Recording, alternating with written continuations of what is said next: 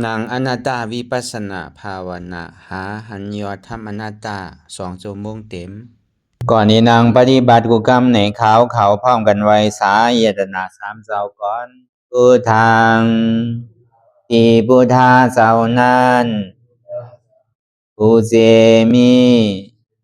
เฮาคาไว้คาออกสาธุธรรมังที่ธรรมานาตาเจ้านั้นผู้เจมีเฮาคาไว้คาออกสังฆังยาริยาแปดเจ้านั้นผู้เจมีเฮาคาไว้คาออกต่อสืบกาเฮาติเลยดูคันธาเปิงดีพระตราสังขากรอิมาหังอัตตาภาวังพุทธัสสะปาริจาสามิกาติอันธาพาเปิงพี่แยมในดูตันพุทธาเจ้าเฮาออกอิมาหังอัตตาภาวังธรรมัสสะปาริจาสามิกาติอันธาพาเปิงพี่แยมในดูตันธรรมะเจ้าเฮาออกอิมาหังอัตตาภาวังสังคัสสะปาริจาสามิกาติอันธาพาเปิงพี่แยมในดูตันอาริยสังขารเจ้าเฮาออกต่อสิกว่าเฮาก็อ่อนกันเนาะผู้หลวงที่ปุญญาก็ปันโตอริยเจ้ากุเจ้าก่อนอริยเจ้ากุเจ้าค่ะในยามเมื่อไหร่ก็ดีอันข้าวอ่ำหูเสเลตั้งกามลงสามเปิงไหลวนพิษไหลลาพิษไหลเหตุพินมาเจอนานแค่นดอปดปล่อยวางความบันขาวเขาอย่าให้เป็นอันตรายลงอันเหตุตามาโผนิปานันสกันติคโนมโนกัมมังวสีกัมมังกายกัมมังแสมมุเรวนพิศลาปิตัวเอพิมาติอาริยะเจ้าภูเจ้าสวรรค์พ้นความไม่ถินไม่ใช่นำกองการนั้นขินในยามในจึงข้าวก็บินเสียสมมาเขาปวุนทีวิสิตาธรรมะตังโดอาริยะเจ้าเขาภูเจ้าสวรรค์พ้นความไม่ถินไม่ใช่นำกองการนั้นขินในยามในจึงสังวาเจ้าเขาภูเจ้าภูบายอกิเขาภูก็ภูโกนแสมมุเรวนพิศลาปิตัวเอพิมาติตนตัวสาวตั้งหลังนั่นในสังพยามมุเรนั่นในสังในก็ภูสังเป็นอันตรายเหตุมรรคผลนิพพานเจ้าไหวใส่ให้ทัศนานสีภาวตระปันยาได้เป็นอันตรายให้จำมาผลนิพพานตอนนี้กว่าวันตามเมื่อตาเฮจงกันอาหันทุกข้าทุกข้าเป็นอนัตตาเยาเดียวอนัตตาตาเปอัตตาที่วิจิกิสาเกลียสานั่นเลยมดสิ่งเก่งหายกว่าในภาวะสัตว์ในอังแผงมันคือเลยห้าไหวผลยันห้าขามปุยนิพพานก็เย็นขันภัยสกรรมหลวยตาเนาะสาธุ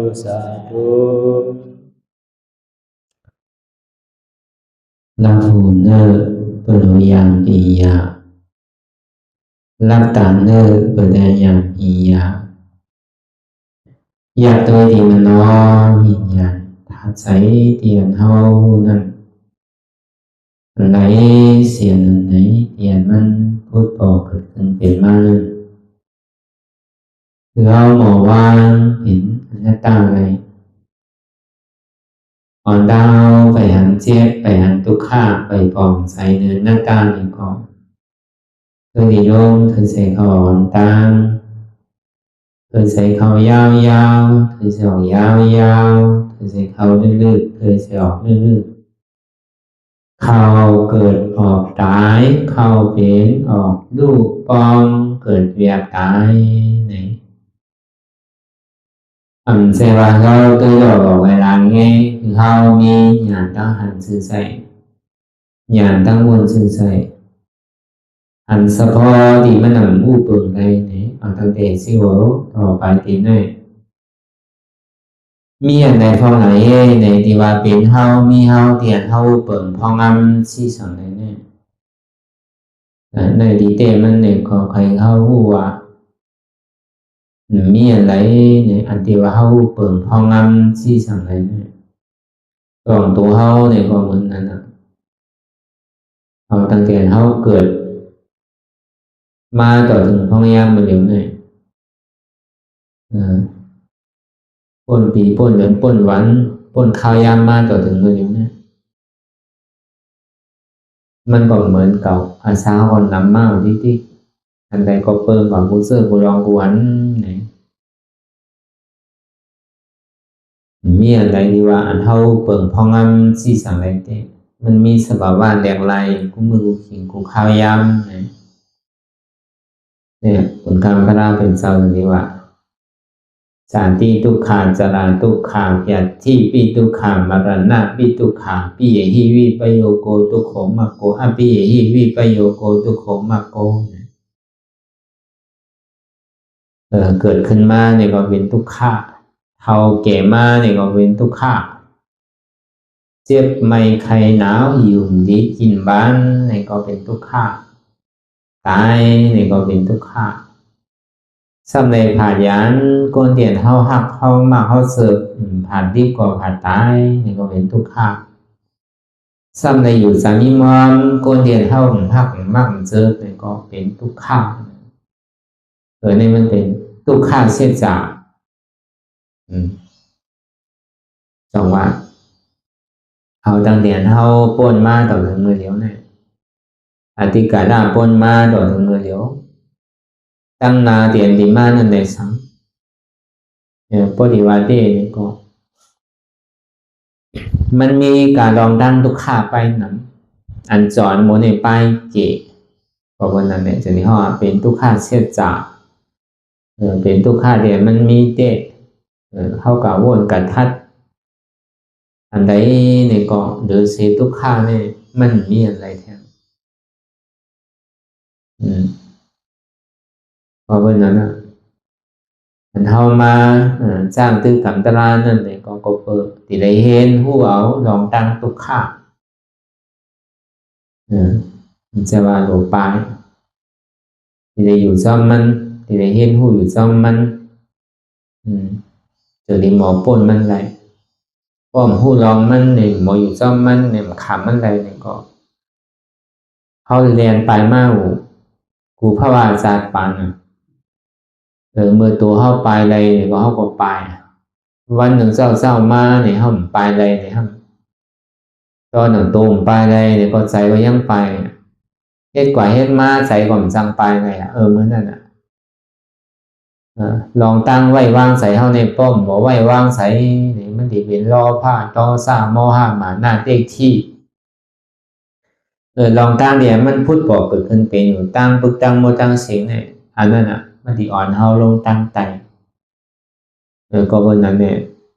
กึ่งต่างตาดีเป็นชีด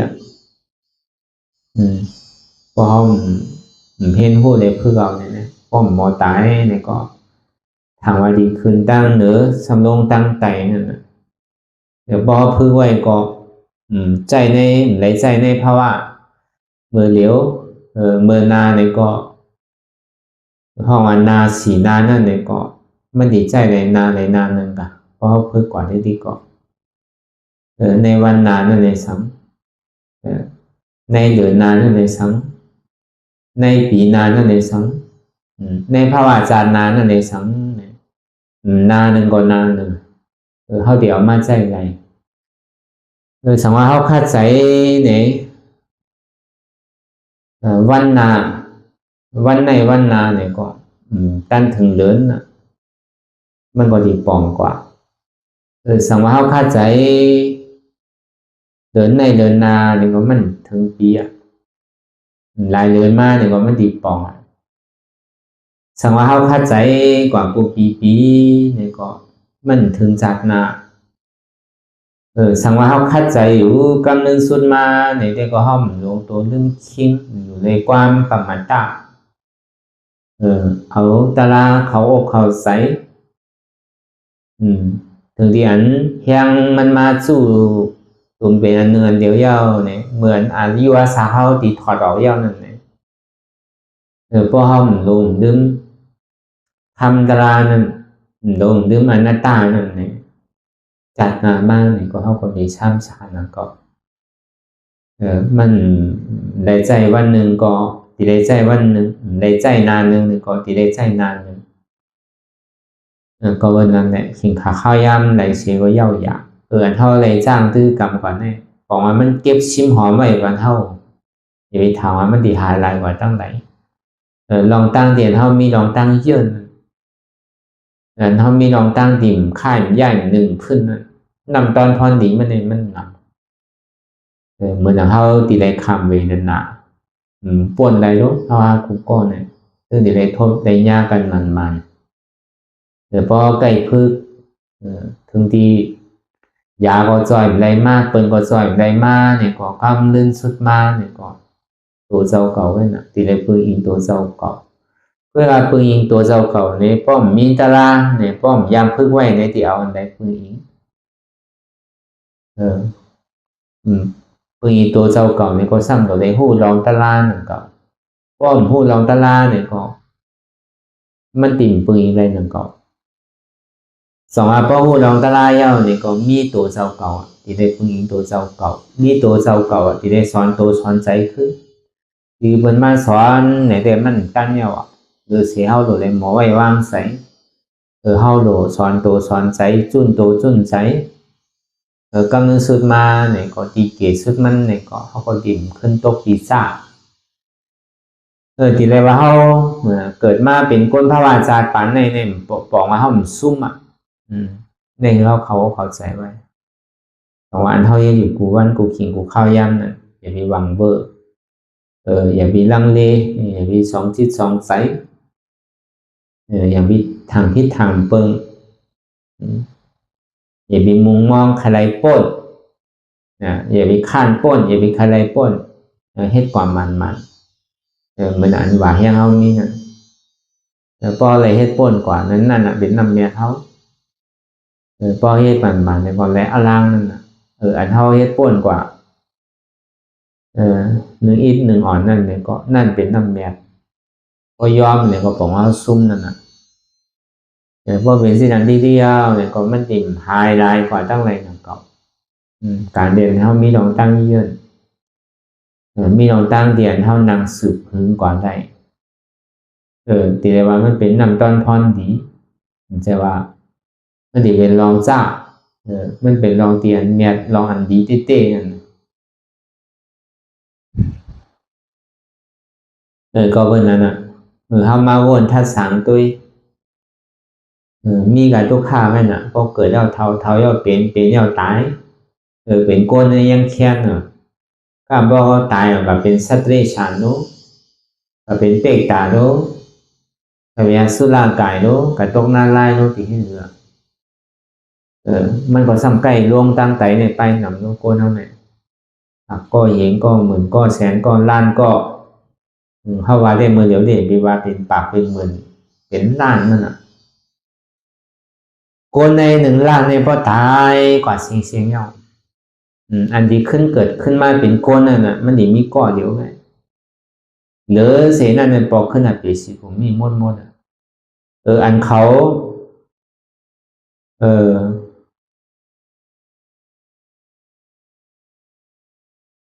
ไฟมุมมองแต่นี้มากเกิดก็มันก็ซ้ำมีหนังเก่าจังว่ามันดิ่มตั้นใดหนังเก่าแล้วก็บอกว่าใจเขาโกนกับปานพ่อย่ำหรือเนี่ยใจเอากู้โสเนี่ยมันนำเลยเสียใจกู้โสใจวนลองลีลาลองลีเฮ็ดลองลีเนี่ยมันเก๋ใจวนลองอันลีลาอันลีเฮ็ดอันลีเนี่ยมันนำก็เต็มไปกว่าทั้งวันทั้งเมืองมันขึ้นใหญ่ย้อนเปิดลองตั้งเต็กเต็งเอาอายุอาศักสายใจเปิ้นมาเลี้ยงสายใจเฮาเอาเลยลองตั้งหลักตั้งศูนย์ หลักกำซื้อเนี่ยก็หลักตั้งกฎนะอันนี้เอามาเลี้ยงอาสาสายใจเอาลองความเปียดกำเหรียญคือเบิ่นป้อเลยรู้เลยซุ้งเอาลองกินยาเมาเหล้าใช่เนี่ยมันป้อใครพาอะไรรถในโลกโลกามาเดี๋ยวเนี่ยกำน้ำเนี่ยมันขึ้นใหญ่ลองย้อนอันพิชีในขึ้นใหญ่มากนั่นมันจะว่าขึ้นใหญ่มากเลยอันนำพิชีเนี่ยเป็นสัมมาอาชีวะมันใจนะเป็นมิชาอาชีวะมิชากรรมันตามิชาวาจาไปนำเนี่ยนะก็วันนั้นเพราะเอามาแตกหนึ่งโดยปัจจุบันเขาย่างเหลวเตียนเขาเลยทบเลยหันอยู่เนี่ยพอมาวนโดยลึกๆในเตก็อันไรมาเลยอันหมันเมียเนี่ยมันพอมีมันไรมาเลยลองอันพิษบอกว่าก็ตายกว่าก็หัวมันดีกว่าที่พิษ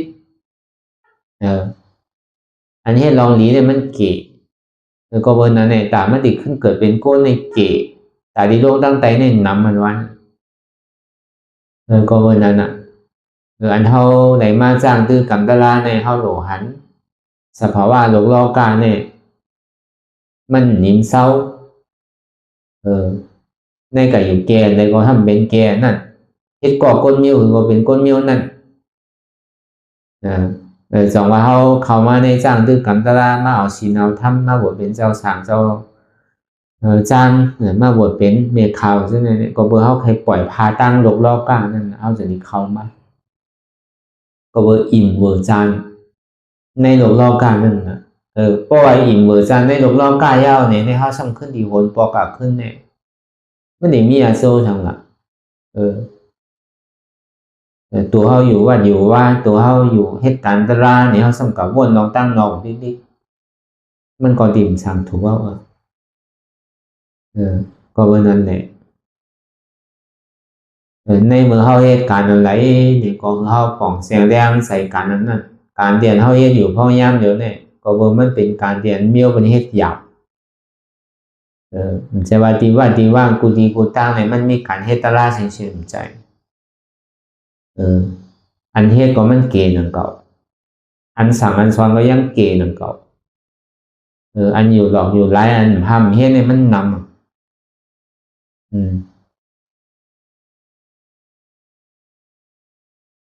บางความบางพอเหตุอยู่ในก่อนใดเหตุอยู่ก่อมหู้อันเหตุซ้ำอันเหตุอยู่ก่อมหู้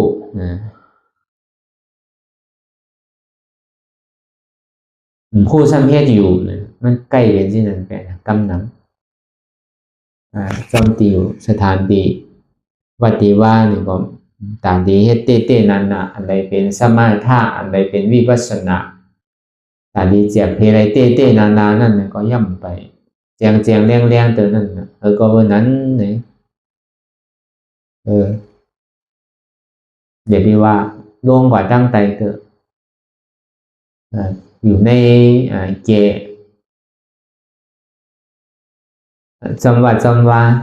อมสิริกงงูจะว่าเขาเป็นเจ้าสังยาหันเนี่ยอยู่วัดว่าอะไรก็ไรเนี่ยป้อมอยู่จับตีมันก็ห้ามจังสังทุกมันก็มันทำให้การโกนอยู่ที่ไหนก็มันก็เป็นสังทุกนั่นก็อันนี้มันให้เลยศาสนาเขาในเก่าเสาว่าหมอง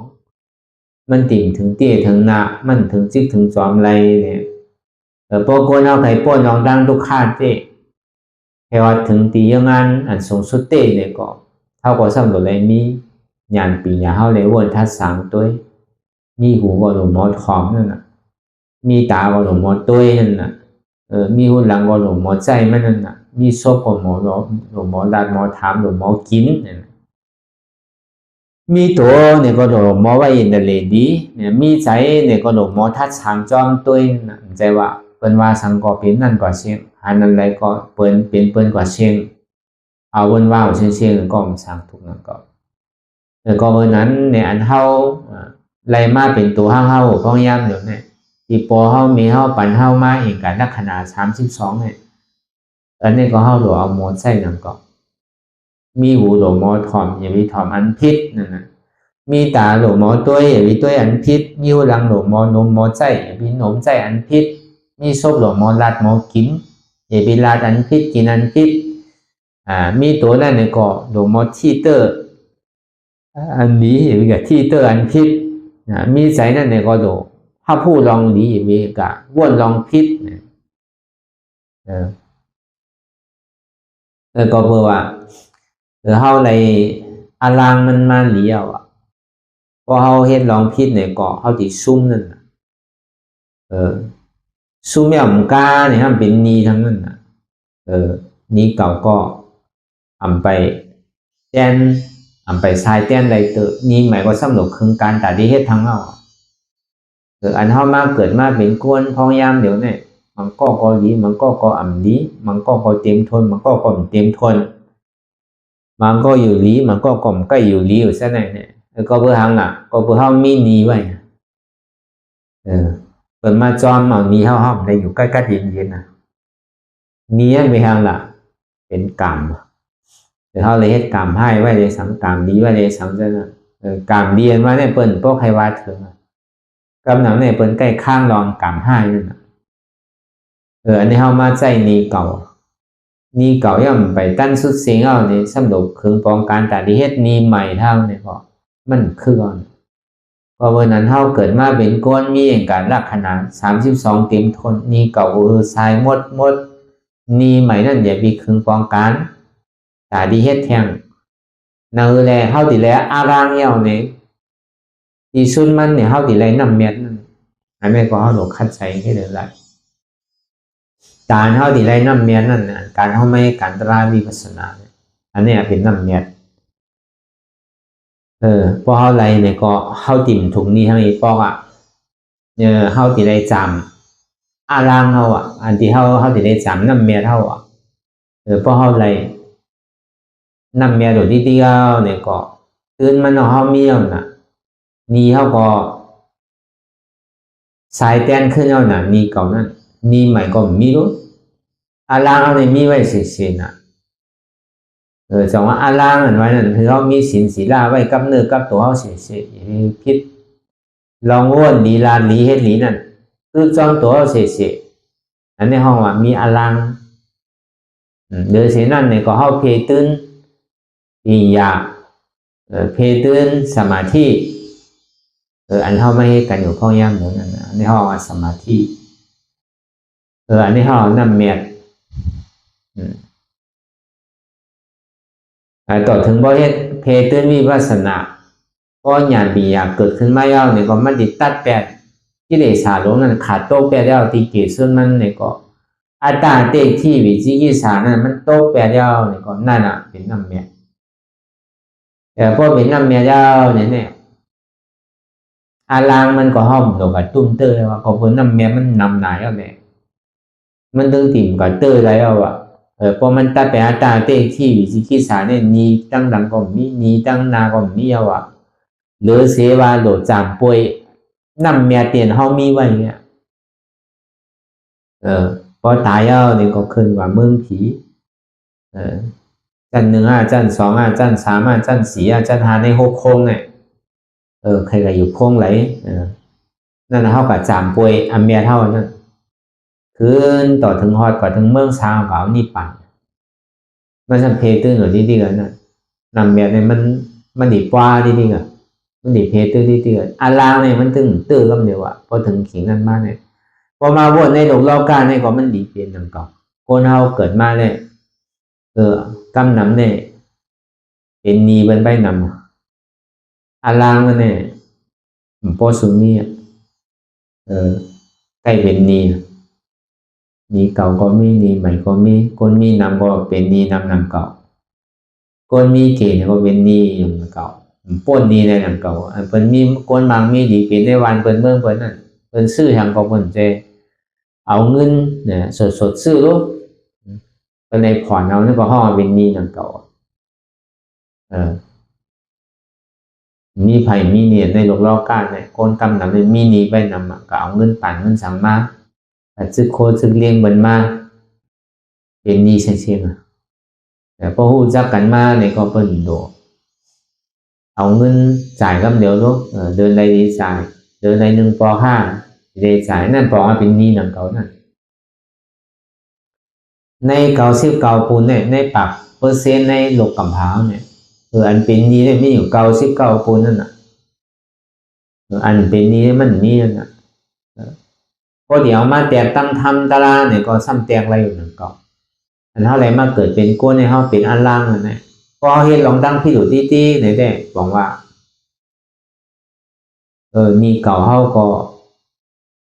ยังตึกมีอยู่นี่หมายว่าสันติเฮ็ดอยู่ตี้ๆลองตั้งอันเฮาอากู้สวนเก่าเตียนเฮายามบ่นยามลาดยามเฮ็ดไว้นั่นเนี่ยเฮาสำกลุ่มเก่ามาบ่นมาลาดมาเฮ็ดไว้อยู่ตี้ๆเนี่ยก็บอกวันนี้เก่าเฮาเนี่ยตึกมีอยู่สายแตงขึ้นนำไรก็เนี่ยอากู้สวนไปยามบ่นยามลาดนั่น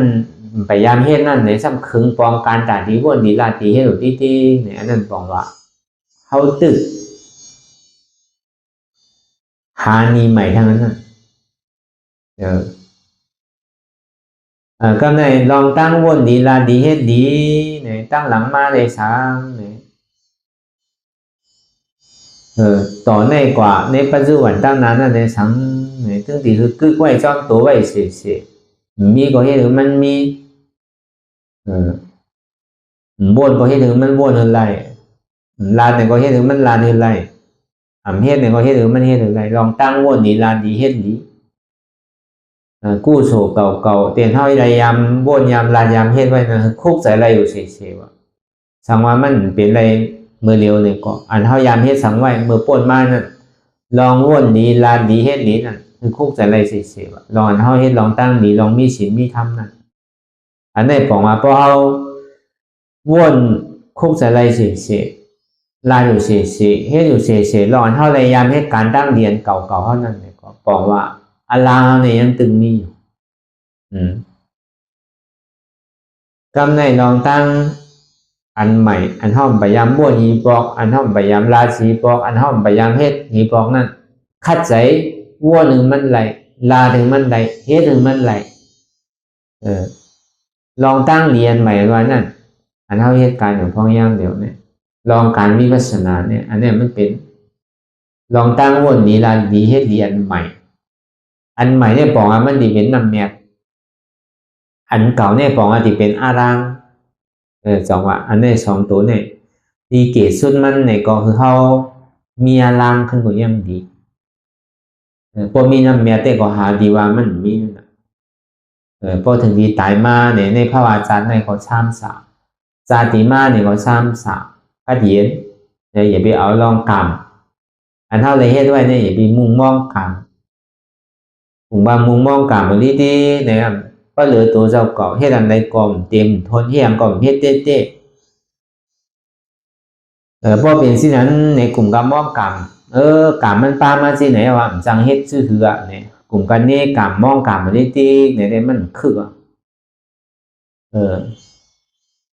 พอเป็นแต่ในแต่เลยในซ้ำกลุ่มกาดีนี่กลับมองกลับหมดในซึ่งลองตั้งคัดใจให้มันมีลองตั้งปีอยากว่าซ้ำมีในสิ่งแค่ห้าเดือนในทางว่าตาติมาอย่าไปถามว่ามันดีเยอะเนี่ยก็วันนั้นเนี่ยอย่าปีกว่านี่กามองกามมันเดียวว่ะกามมันว่าเนี่ยมันเป็นอารางว่ะอารางเนี่ยเพราะว่ามันเป็นอารางอันมันพิษพิษเปิ้นพิษเท่าพิษเขาพิษเก่าบ่นลองเปิ้นพิษลาดลองเปิ้นพิษเฮ็ดลองเปิ้นพิษลองตั้งกู้โสตั้งปึกตั้งโบตั้งเส้นเนี่ยมันใครเป็นสังมากกว่าเย้าหยาตัวเจ้าเขาเนี่ยตัวเตะอะไรกินอยู่ตัวเตะอะไรห่มตัวเตะอะไรซ่อแดดซ่อฝนเนี่ยก็ป้องอย่าไปใครอยู่มวนอยู่เปียกอย่าไปใครกินดีกินแค่มมีอันโซ่สังวันนั้นเพราะว่ามันยังตึกพิษอยู่มันยังเป็นลองตั้งอากู้โสนะลองตั้งว่าดับลีลาดับดีให้ดับดีอะไรมากนั่นเองอย่าพี่ก็เสียไรวะสังว่ากับย้อนกินเนี่ยก็ยังดีเลยเสียเท่ากับตีกับเฮ็ดพิษนั่นสิ่งนี้มันมีอย่างกับย้อนน่ะป้อมสังเฮ็ดมาเนี่ยก็กับย้อนกินก็มันพิษนั่นเก่าก็อะไรยังมีขามีมือดีๆอยู่ในเนี่ยซ้ำกับย้อนเนี่ยก็พิษนั่นเก่า เหมือนเขามาให้การตลาดนั่นในกำป้อมใจในป้อมซับแรงเนี่ยเขาสนิทเข้าใจที่อันเป็นอะไรมาหรือมาต้านในสังอันเท่ากับย้อนจอมวานจอมเมืองมาซุ่มมากินอันในสังอันนี้เขาเถิกเลยกินวะเขามันถุงนี้วะก็เพื่อเขาเถิกหับโคหลูโคต้านเปิดวะเปิดหลูเปิดต้านก็มันซุ่มวะเนี่ยอันเท่าไรมาชายนี้เปิดขึ้นนั่นน่ะอันเท่าพวกเขาเหตุการณ์ตลาดในถุงนี้วะหรืออันเท่าในกองผู้ว่ามันก็ไหนก็นั่นก็เหตุการณ์ตลาดเขาเหตุการณ์ตลาดในบอกว่าเขาถุงนี้วะเนี่ยเขากึ่งเถิกถูกอะไรกินวะเปิ้นก็กึ่งเถิกถูกนี้ต้านวะเหมือนเจอพันวะเขาในซ้ำเป็นหน้าเหมือนเนี่ยเปิ้นมาหวานเขาในหน้าอย่างนั้นเนี่ยถ้าเรียกว่าหวานเขาในหน้าเพราะมันเป็นหน้าดีเนี่ยก็มันจะดีขึ้นว่านั่นเขานั่นเปิ้นกับเขาก็ซ้ำดีเลยลุ่มล้างหน้าเตียนเปิ้นมาหวานไว้มันดีแค่เนี่ยก็เขาก็ซ้ำหลบขึ้นเมตัวเมใสตัวเลยมีศีลมีธรรมยาวในตัวเลยจ้างตื้อกำตรามันหย่อนย่านตั้งคัดใสอันนี้บอกว่าเขากึ่งเถิกหับโคหลูโคตันเปิ้นว่าซ้ำกึ่งเถิกหลูมันเท่าหนังเก่าวะเนี่ยถุงนี้กันวะกามป้อมใจเข้าใจพี่ว่าเขาเมียสังเขากลุ่มกาไก่ย้อนเปิ้นกลุ่มมาดูเนี่ยมันพี่เดียวมันหมันเมียเดียวเนี่ยมันใจเขากึ่งเถิกแล้วถึงเธอแต่ที่ได้กินเนี่ยเพราะว่าเขาเหตุการณ์ดาราเขาส่งเมตตากันเปิ้นก็กึ่งเธอกันแต่ที่ดูเขาก็กึ่งเธอแต่ที่อันหับถุงนี้กันเนี่ยเพราะเหตุการณ์ดารามันมาเนี่ยก็เขาก็ทางห้างเป็นสมาวาจาสมากรรมันตาสมาอาชีวะเขาเหมือนจังกับเต้กับเรียนเปิ้นเลยกับหยอกเปิ้นพอเลยอยู่ในซุ่มย้อนเท่าเลยมาเรียนอาศักสายใจก็ไม่หนีการเรียนเท่าเองเนี่ยเลยเท่ากับมีจากอาศักสายใจมันก็มีใจการเรียนอาศักสายใจการเรียนเท่าเองอยู่การที่เรียนต้องเรียนใส่เท่าอยู่ก็ห้ามใจกับกล้ากับขายในกัดใจกับหาปลาไว้ในให้ในสวนในนาในเถินใจตามมีตามเกิดเมียนอะไรก็สู้เหมือนนั่นกินนั่นบอกว่าศีลศีลาเนี่ยมันจึงปลอดข่าวใสกว่าห้างมันก็วันนั้นอันเท่าวานั่นก็อะไรนั่นเมียเจ้าในแต่ก็ยามสองว่าการนั้นเท่าไปยามบ่นยามลาดยามเฮ็ดในอันใหม่ๆนั่นว่านั่นอันเท่าเฮ็ดการอยู่พอยามเดี๋ยวการไม่วิปัสสนาเนี่ยเพื่อเข้ามาเป็นการใหม่ว่ะใจการเก่าตั้งหลังนี่มันเป็นการเก่าไว้ว่านั่นดอนเท่าใดบ่นพิษลาดพิษเฮ็ดพิษไว้อาจ้องวันหลังเท่าใดเฮ็ดสังไว้ก็มันเป็นการอันนำลีอันเก่าว่ะถ้าไม่การเรียนเท่ายามเฮ็ดก็มีตัวมันจะว่าหายมุ่นอันเท่ายามเฮ็ดดีมันก็มีตั้งนำอันนั้นพอคุกใส่ไรเมื่อไรเนี่ยก็เหมือนอาล่างว่ะการอากูโสลองตั้งอันนำดีนั่นอันเก่าก็ยาวอันใหม่ก็ยาวสิที่มันเป็นลองตั้งดียาวเนี่ยย่ำถูกเดียวมาวนมาลาดมาเฮ็ดว่าถึงดีเฮ็ดยาวก็ปล่อยมันเนี่ยอย่างนี้ก็วนทางพอดีวนลองตั้งอันนำดีมากเนี่ยเขาก็คุกใส่ในลองตั้งดีเตียนเขาใกล้เฮ็ดอันนี้ก็บอกว่ามันดีขึ้นทรายนีเก่าเมานีใหม่มีล่างไว้อยู่เสียโดยเสียนั่นในซ้ำมีน้ำเมียดมันแทงในแต่ก็ไหวเสียอาศักสายใส่เขาสุดเสียงกว่าเย้าเนี่ยก็พอถึงเมืองผีพอถึงเมืองผีเอาในน้ำเมียดันเท่าไรมานั่นในเท่าตีทางไรใส่ดีต่อถึงกำเนิดสุดมาในแต่ก็พอจอดถึงดีตั้งยังงานนั่นสูงสุดห้องอาราธรรมะอาราธาโพพอถึงนิพพานดีกัดเย็นดีอุ่นคำพระราเป็นเจ้าเขามีไว้ผู้สุ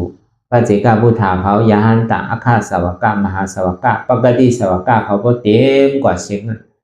กำเนิดสุดมาในเขาตีเลยก็พอจอดถึงดีนั้นถึงดียาวก็กะมันจะว่าหลุดคืนถึงกับฮอดถึงที่นั่นหนังเก่าเปลี่ยนสูงสุดมันในกาปันพ่อย่ำเดี๋ยวเนี่ยทรายนีเก่าอย่าไปเอานีใหม่คือมีอาล่างไว้เสียหนังเรียตีไรน้ำแม่ในคัดใจให้ถึงมันไหล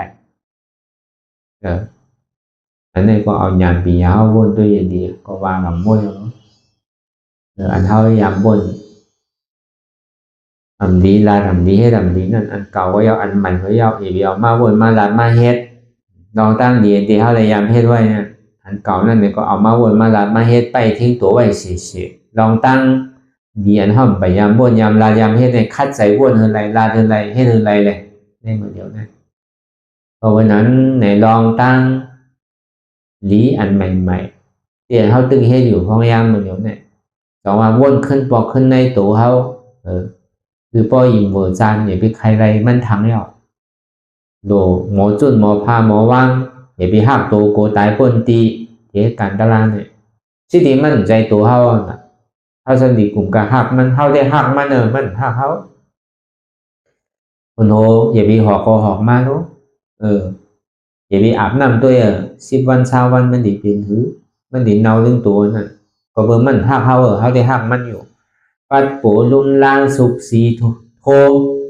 ล่างสุกมันอยู่รู้เพื่อการเฮ็ดสื่อก็อยากบ่ลืมปองนึงกำนึงบ่เป็นทั้งนั้นนั่นน่ะเขาได้หักมันอยู่ก็การมันหักเขาเพราะวันนั้นในกลุ่มกาหักตัวกูตายนี่มันสั่งถูกมีวันถูกดีจุนก็หลุดจุนมีวันถูกดีจุนก็อย่าไปจุนมีวันถูกดีเฮ็ดก็หลุดเฮ็ดมีวันถูกดีเฮ็ดก็อย่าไปเฮ็ดนั่นจังว่าการตลาดเนี่ยเราได้หัดจุนตัวอย่าไปหักตัวกูตายจังว่าพอดีนึงนั่นคือเฮาบ่ฮู้วันป่องแจงแล้วใส่ว่าดังเด็ดสิโกต่อไปทีเนี่ยมั่นใจของเฮานะก็บ่เฮาฮู้เปิ่งพ่องามหรือมันใดเนี่ยเป็นถือก็ยาวในข่าวตังอันเฮาติดนั่งตลาดเนี่ยในข่าวตังที่เกียรติซึ่งมัน2นาที2ชั่วโมงเนี่ยเป็นถือก็ยาวมั่นใจของเก่าจุนหรือมันพลานตลาดสังขายเอามั่นใจตัวมั่นใจดังเด็ดสิโกต่อไปทีเนี่ยมั่นใจของเก่าเฮียนมันเป็นอนัตตาคือเฮาแต่ตัดสินใจยังไงอันนี้ถูกดีเฮ็ดแล้วนะถ้าสังคมมาเป็นโหเกาขาเกามือเกาตัวเกาโกก้นโกขึ้นโกเมยโกแก้นอยู่เนี่ยอันนั้นเนี่ยถูกดีเฮ็ดอย่าไปหักมันปน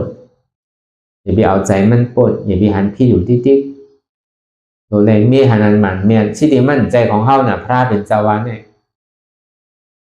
มั่นใจลาดีลามลาโลที่ดีพระเป็นเจ้ามั่นใจของเฮานั่นน่ะมันเป็นนิจาโลมันกึมโลมันสั่นเป็นของเฮาที่ไหนใครเท่าก็เท่ามาใครเป็นก็เป็นมาใครตายซ้ำดีได้ตายเนี่ยเพราะเฮาถ่อมความพาราเจ้าพาราเนี่ยเฮาสักดีถ่อมความไผที่ที่เฮาเป็นดุพาราเฮาเป็นโกนพาราน่ะขอนเฮาตีหมอมีดองตั้งแต้มตาแต่ได้จุ้นอะไรนั่นพอดีนึงเฮาเลยจุนโตมันเดียวตีโตเนี่ยเขาวนอะไรตั้งแต่หัวขามือผู้หลังโตใจในการลักษณะ32เนี่ยมีอะไรดีๆของเฮาเตะพอใจมากเข้าย่ำหือเอาก็มันก็เหมือนเก่า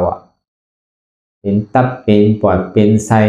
เป็นดีเป็นหมาโหไสเป็นมามฉะนั้นเป็นหูเป็นตาเป็นขาเป็นมือฉะนั้นบาตั้งนอกเลยตั้งในนั่น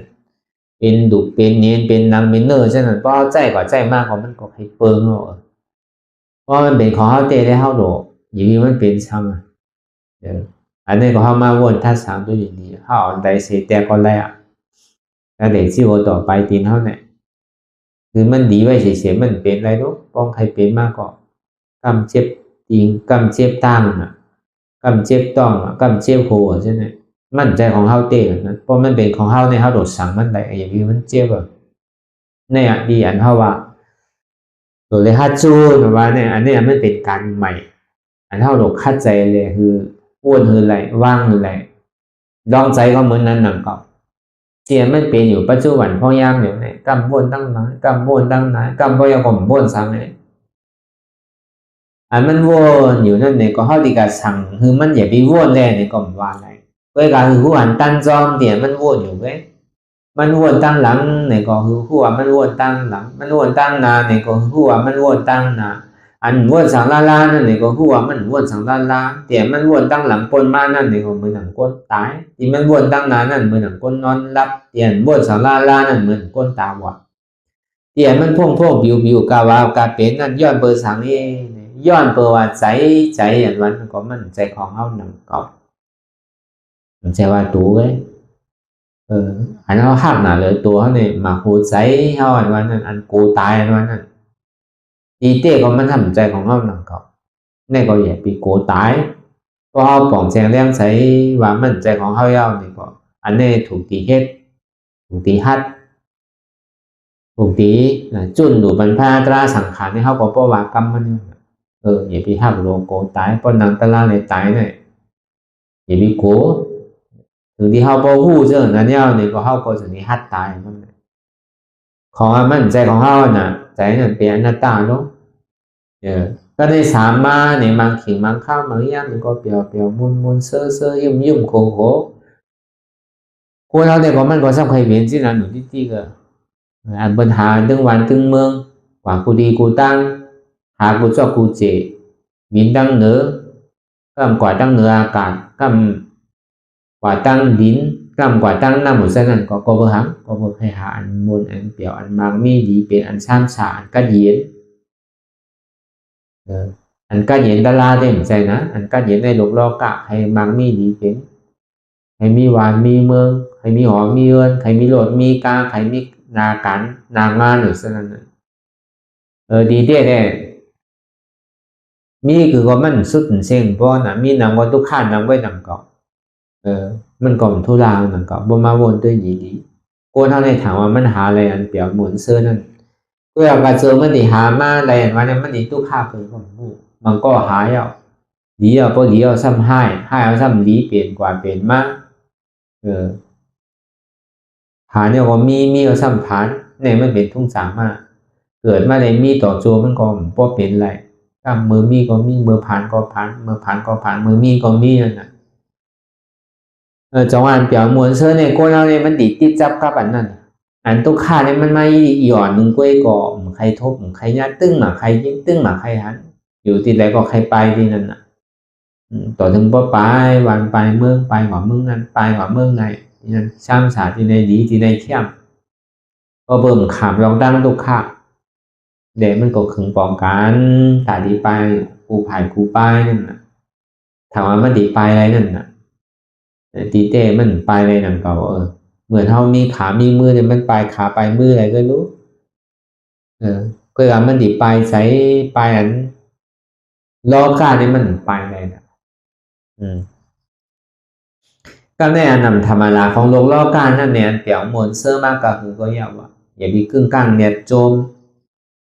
ก็เบอร์มันติ่มอยู่ในถาวระมันกึ้มนั่นก็พอหลงตัวลืมเขี้ยวทำกับโจมมนโจมเปี่ยวเจ้ามันอยู่ในถึงที่เมื่อมันมนเปี่ยวมาเอาถึงที่มันพออะไรมีน้ำมูน้ำตาไม่เอาเขาติ่มพอขย่อมทำอะไรก็เบอร์หังละก็เบิ่มมีตารางนั่นน่ะปองใส่ตารางเนี่ยก็เบิ่มไปเลยเห็นหัวรองตารางนั่นน่ะพอมาเห็นหัวรองตารางเอาเนี่ยได้ก็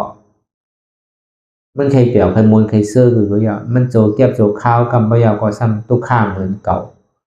มันก่อมเนี่ยโจมเตออันตุกข้าที่มันพูดบอกเกิดขึ้นเป็นมาในก่อมกึ่งกลางโกงกึ่งกลางขี้เตอก็เบอร์หู้อยู่ไรดีว่าคำปะยามันตีหายนั่นเก่าป้อมหู้ไรดีเนี่ยเป็นน้ำมูน้ำตาเป็นน้ำไห้น้ำห้องเปลี่ยนใจดีเปลี่ยนใจเก่าเศร้าเว้ามองมันก็พวกพยายามตัวตายฆ่าตัวตายเป็นว่ากาวาเป็นป้อมหูลองตลาป้อมเมาตลาเขาใส่เนี่ยก็มันคือกลางแต่ตัดสินใจกว่าเนี่ยก็สำคัญตุกค่าทั้งไว้นั่นก็พอป่องแสงแรงใส่ตลาเฮามาพึกกันอยู่พอยามเดี๋ยวนี้ตุกค่ามันป่อมาถึงว่าอย่าไปโกมันถ้าบ่ยามมันสิหายไว้นั่นก็เปขามันป่อมาคือก็อย่าไปค้านนั่นก็กำบ่ยามมันสิหายไว้นั่นก็ในเฮาป่องแสงแรงใสในเวทนาอันเป็นซอหากันอยู่นั่นก็เพื่อคือตัวเปี่ยวมนตัวเปี่ยวใจเปี่ยวนั่นตีเต้มันก็เปี่ยวไรเต้ถามว่ามันเป็นสุขะถามว่ามันกึ้งถามว่ามันเป็นอัตตาถามว่าเขาอุปเปิงพองำหรือมันใดถามว่าในโลกะในสังสารโดนทุกข้าคันใจลงเนี่ยมันก็เกิดเอาตายเอาเกิดตายเอาลงตั้งใจกระจุติได้มาเกิดก็ง่ายอันลงซ้ำไว้น่ะอันขึ้นได้ซ้ำหยาบน่ะอย่าไปว่าขึ้นเมืองผีเมืองสางเด้อแต่ที่ขึ้นเกิดเป็นก้นก่อนดีไว้หยาบ พวกห้อมหูโตห้อมพึกหลีเนี่ยจังว่าอันมันจันเฮาลงมันไวน่ะมันหมายกินลงขึ้นร้อยนั่นน่ะกินลงร้อยนั่นน่ะมันไวน่ะการที่ขึ้นเกิดมาเป็นก้นนั่นเหมือนเฮาหมักหินใหญ่ใหญ่ได้กินขึ้นนั่นน่ะมันเป็นที่นั้นอันหยาบมันเกิดอันง่ายมันเกิดอันว่านั่นจังว่าอันง่ายเนี่ยมันหมักหินบึ้นลงร้อยอันหยาบอันว่าเนี่ยเหมือนน่ะจริงหมักหินลงขึ้นร้อยนั่นน่ะมันง่ายๆนั่นน่ะแต่นี้ขึ้นเกิดเป็นก้นเนี่ยอย่าไปทำว่ามันเป็นรองเล็กอย่าไปทำว่ามันเป็นรองอับปุ่มอย่าไปว่าทำว่ามันเป็นรองแหลมใช่เพราะว่ามันเป็นรองเต้นั่นน่ะจังว่าเฮาจะเนี่ยมาให้การตลาดหวนสภาวะเปิงเต้ลองตั้งอันเฮาพยายามเฮ็ดพยายามว่นยามลาดยามเฮ็ดนั่นเนี่ยก็เฮาก็มาว่นพึกหลาพึกเฮ็ดอะไรลองตั้งการใหม่ที่เฮาพยายามว่นยามลาดยามเฮ็ดอย่างปองนั้นเนี่ยเป็นการวิปัสสนาอันที่เฮาไล่มาว่นมาลาดมาเฮ็ดอยู่มื้อเดียวเนี่ยก็ได้เพราะว่ามันคือป่องแจงแรงใสเต้ๆนี่เฮาเข้ามาในปรมัตถเทศละอันทบลายมือนั่นอันเฮามานั่งตราของยามเดียวเนี่ยใจว่าโลกะหากะหันซ้ำโลกะหันมิ้วนั่นมิ้วนี่โลกะหันเด็กๆใหญ่ๆอ่อนๆโลกะหาแดงๆเงาโลกะหาเนี่ยน่ะเดอเสว่าโลหาคือมันหันเจ็บนั่นเจ็บนั่นน่ะมันเป็นทุกขะตรงว่าทำนี่คือหันนั่นน่ะคือหันเจ็บคือหันทุกขะนั่นน่ะทำใจนี่คือฮู้ว่าอันเจ็บทุกขะในอู้เปิงไรอนัตตาการนั้นเฮ็ดมันได้ก็มีอันใดนั่นน่ะก็เดอเสนั่นน่ะมันเป็นกิริยามันเป็นลอกลายมันเป็นวหาระเตียนเฮาโดมีลอกลายมันที่ได้พาว่างซื่อที่ได้วนว่างซื่อในแก่นเฮาอย่างเสียนตั้งนั่นถึงดีกว่าซื้อยาวในเกาะเดอเสโดหันนั้นในก็หนึ่งเกาะมันก่อนใจโดกับหันจังน้ำเพราะมันกว่ามันหมาเนี่ยในเกาะโดหันตุกข่าหรือฮู้ว่าตุกข่านี่มันเป็นอยู่ในเนี่ยคือเฮาหมอวางเหม็นอนัตตาเลยหันอยู่ฮู้อยู่ยอมหับวางเป็นอนัตตาหันเจ็บฮู้เจ็บหับเจ็บวางเจ็บเป็นอนัตตาหันตุกข่าฮู้ตุกข่าหับตุกข่าวางตุกข่าเป็นอนัตตาอันเนี้ยมันเป็นการมันเด็ดหันว่ามันใจโหเก่ามันใจขาเก่ามันใจมือเก่ามันใจตัวเก่ามันใจเก่ามันใจเจ็บเก่าวนว่ามันเป็นอนัตตาหันเจ็บแกนต้มตอดเนตรซานสั่นไหวโคมไต่ไม่กระดอนแข็งสู้ตุ้มจับยายจึงอย่าเป็นดูวนอันที่มันเจ็บแกนต้มตอดเนตรซานสั่นไหวโคมไต่ไม่กระดอนแข็งสู้ตุ้มจับยายจึงอย่าเป็นดูในเป็นอนัตตาในกองเขาวนยาวเขายังอย่าไปว่าไพ่อย่าไปว่าเทิงอันหันก็ดีอันวนก็ดีเพียงเพียงกันวนต่อถึงเจ็บนั้นพอสุดวนต่อถึงทุกขาพอสุดแต่ต่อถึงอัตตาพอตพุทธขาดกว่าอะไรที่มันพุทธก่อเกิดขึ้นเป็นมานั่นคือเขาพอหมอวนวางแตบตัดเป็นอนัตตาสัพพอไหนนะ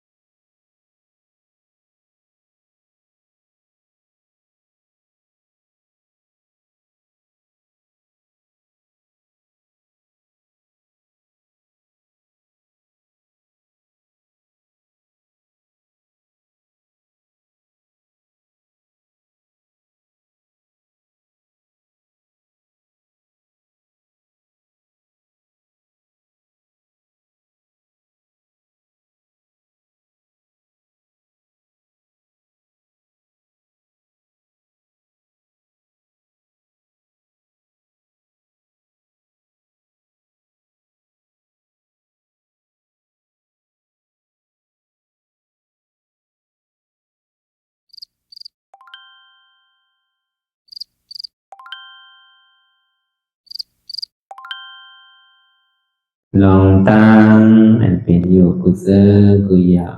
ย้ายข้องคำไว้ที่ใส่หูถอดถอนออกที่ใส่หูมันออกเสียงก่อนสภาวะอะไรก็ดีลองตั้งอะไรก็ดีอันเกิดขึ้นมาที่อยู่ตัวที่ใส่ที่เจี๊ยบสนั่นถอดถอนออกที่ใส่หูมันออกเสียงสภาวะยุทธาสีเปิงสนั่นเจ็บเทียนโตต่อเนตสั่นไหวโคมไต่ไม่กัดอ่อนแข็งสู้ตุนทรัพยายจึงอยากเป็นดูสภาวะยุทธาสีเปิงสนั่นตีหนังทานกว่าผู้ทรัพย์ตีอัตตากว่ายึดว่ามีโตมีใสมีเจ็บสนั่นเอาบ่วางเป็นอนัตตาไหลลองแสนพ่องปิวอยู่อันเฮาว่นลึกว่นเลยอยู่เป็นเดิมเป็นลาวอยู่ซึ่งในสาวถอดถอนออกตีใส่หูมันออกเสียงก่อนยอมกึดยอมออกยอมลงอันเฮ็ดให้เฮายินดียินให้เสื่อมอารมณ์เสื่อมถึงใสถึงคอไว้ตีมันยืดไว้ตีมันเป็นทุกขานั้นปวดปล่อยวางออกที่ใส่หูมันออกเสียงก่อนลองเสื้อเป็นทุกข้าเลยลองย้อนถึงใสหลายๆอย่างมันเกิดขึ้นมาตีตัวตีใสตีเจียบสนั่นปวดวางย่อเสียงก่อนก่อยค่ายย้ายลายหนึ่งพื้น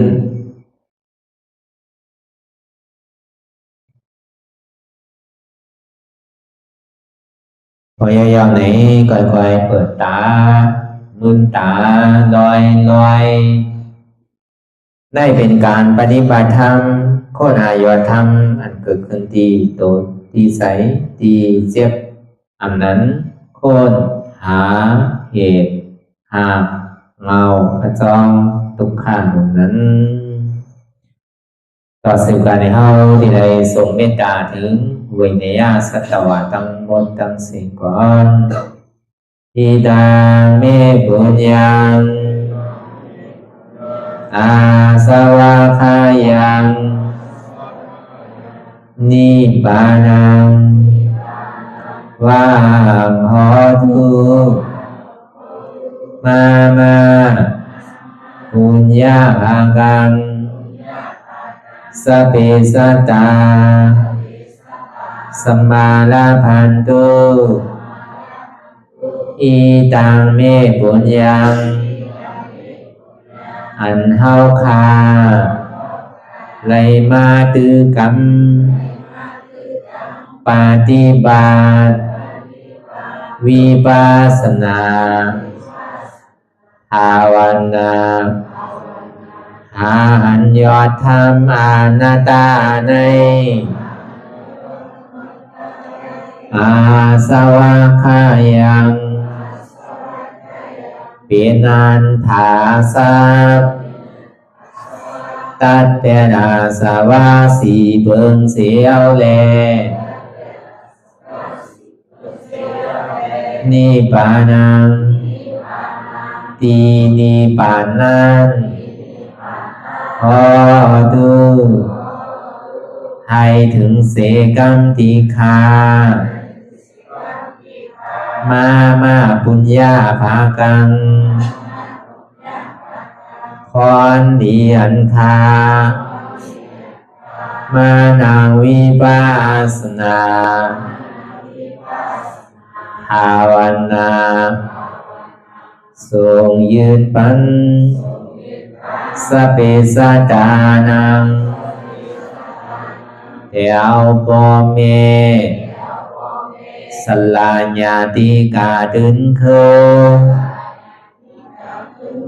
เจอเคได้ก็แลจากว่าสัตวาทั้งสิ่งดังดวงนั้นสมาลาพันตุอะไรพรดีนำกันตั้งเฮาคา ตังสิงสกัมติคาโนสาธุสาธุสาธุ ต่อสิกว่าเขาอ่อนกันนับหัวหลวงที่ปุญญาโกปันโตอริยเปเจ้ากูเจ้าก่อนอริยเจ้ากูเจ้าข้าในยามเมื่อไหร่ก็ดีอันข้าวอ่ำหูเสเลตั้งกามลงสามเปิงไหลวนพิษไหลลาดพิษไหลเหตุพิษมาเจอนานแค้นดอกปดไหววางความบันขาวเขาอย่าให้เป็นอันตรายลงอันเหตุตามาโผนิปานันสกันติคโนมโนกัมมังวสีกัมมังกายกัมมังแสมมุเรวนพิศลาปิตัวเอพิมาติอาริยะเจ้าภูเจ้าสวรรค์พ้นความเมตินเมสายนำกองการนั่งขินนิยามในจึงข้าวก็บินเสียสมาเขาปวุนทีวิสิตาธรรมะตังโดอาริยะเจ้าเขาภูเจ้าสวรรค์พ้นความเมตินเมสายนำกองการนั่งขินนิยามในจึงสังวาเจ้าเขาภูเจ้าภูปายกิเขาภูก็ภูคนแสมมุเรวนพิศลาปิตัวเอพิมาติตนตัวสาวตั้งหลังนั่นในสังพยามโยนั่นในสังในก็ภูสังเป็นอันตรายเหตุมาผลนิพพานเจ้าไหวใส่ให้ทัศนานสีภาวตระปันยาได้เป็นอันตรายให้จำมาผลนิพพานตอนนี้กว่าวันตามเมื่อตาเฮจงกันอาหันทุกข้าทุกข้าเป็นอนัตตาเยาวเดียวอนัตตาตาเปอัตตาที่วิจิกิสาเกลียสานั่นเลยมดสิ่งเก่งหายกว่าในภาวะสัตว์ในอังแผงมันคือเลยห้าไหวผลยันห้าขามปุยนิพพานก็เย็นขันภัยสกรรมรวยตาเนาะสาธุสาธุ